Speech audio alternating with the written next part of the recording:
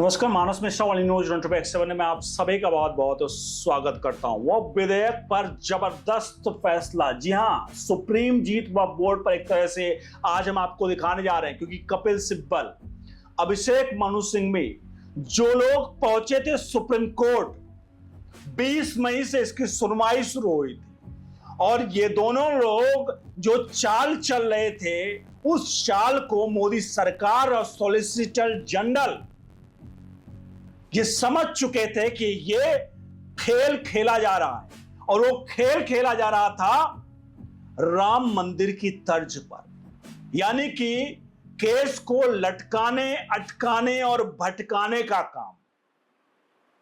इस केस में पूर्ण रूप से राम मंदिर का ट्रिक लिया जा रहा था कि केस को जितना लंबा हो सके उतना खींचा जाए।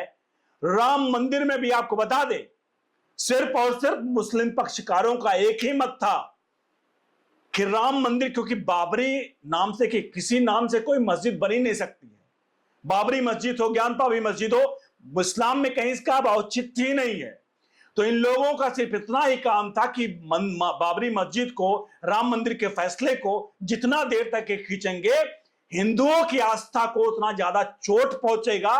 और ये लोग हिंदुओं की आस्था को चोट पहुंचाने के लिए खुन्नस में पूरे मामले को खींचते गए और चीफ जस्टिस से, आप चीफ जस्टिस से जितने भी जस्टिस से बदलते गए, नई कमेटी बनती गई और खेल खेला जाता रहा। और यही खेल अब की बार ये वक्फ बिल जो विधेयक था, संशोधन में भी यही खेलना चाह रहे थे। एक चीफ जस्टिस ऑफ इंडिया बदल गए, जस्टिस संजीव खन्ना, और उन्होंने अंतरिम आदेश दिया, देने से मतलब पूरी बिल पर मना कर दिया, लेकिन 3 पॉइंट पर अंतिम आदेश दिया।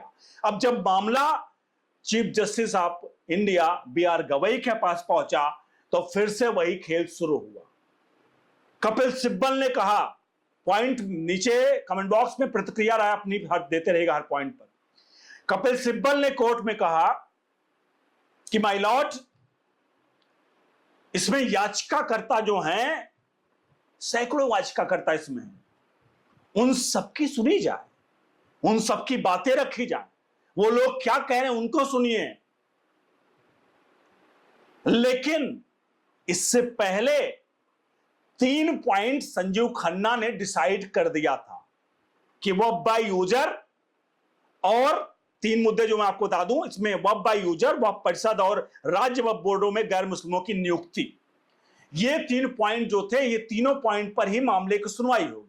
हालांकि वो पैनल जो था, क्योंकि चीफ जस्टिस ऑफ इंडिया पूर्व रिटायर हो गए संजीव खन्ना, इसलिए नया पैनल बना, तो हर चीज नए तरीके से होती है, ये रूल रेगुलेशन होते हैं।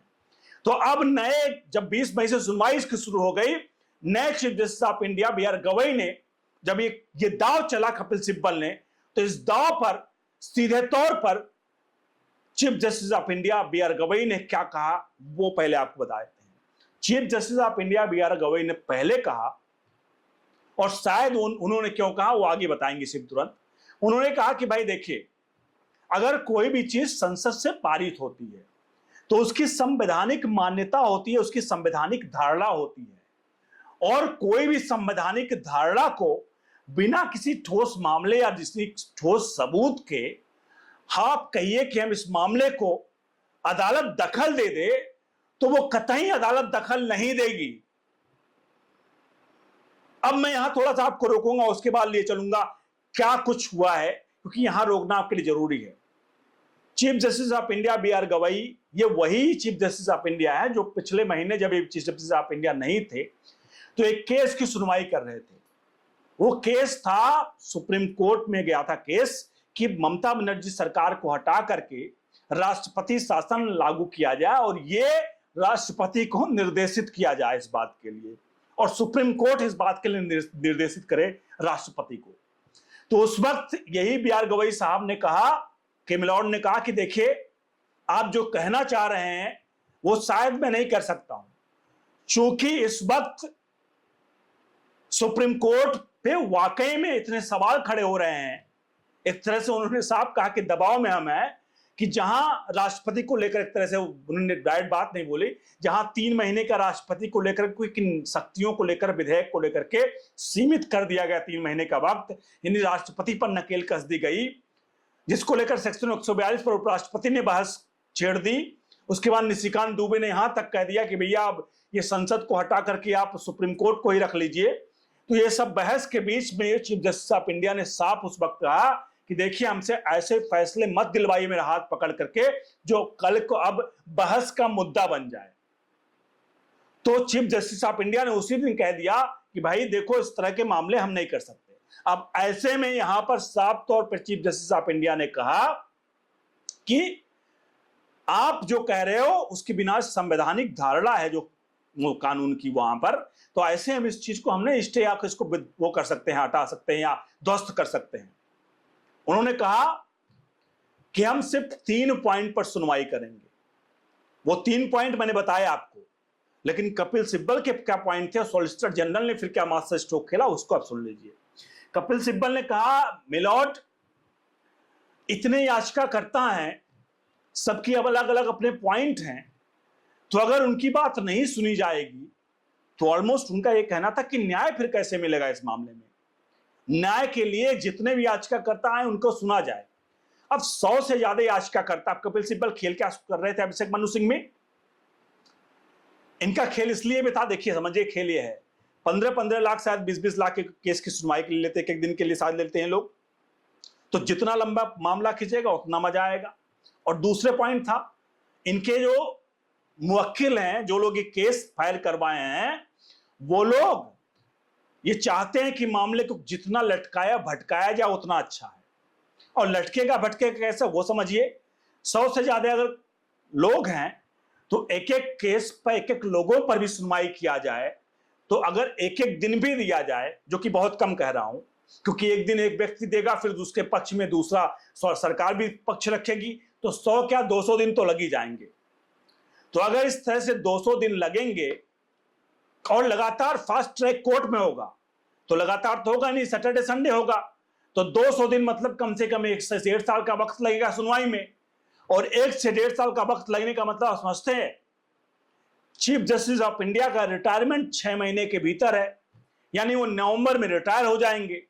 और अगर नवंबर में वो रिटायर होंगे, इसका मतलब साफ है कि जब कोई भी व्यक्ति, कोई कमेटी बनाई जाती है, उस कमेटी का कोई व्यक्ति रिटायर होता है, किसी भी रीजन से वो केस छोड़ता है, कुछ भी होता है, तो वो केस फिर से नए सिरे से स्टार्ट किया जाता है। जैसे अभी हाल में ही देखना आपने, चीफ जस्टिस ऑफ इंडिया इस मामले की सुनवाई कर रहे थे, संजीव खन्ना पूर्व सीजीआई, लेकिन जब वो रिटायर हुए हैं तो फिर से नई कमेटी बनाई गई है और नई कमेटी इस मामले की सुनवाई कर रही है, जिसको आप बी आर गवई हेड कर रहे हैं।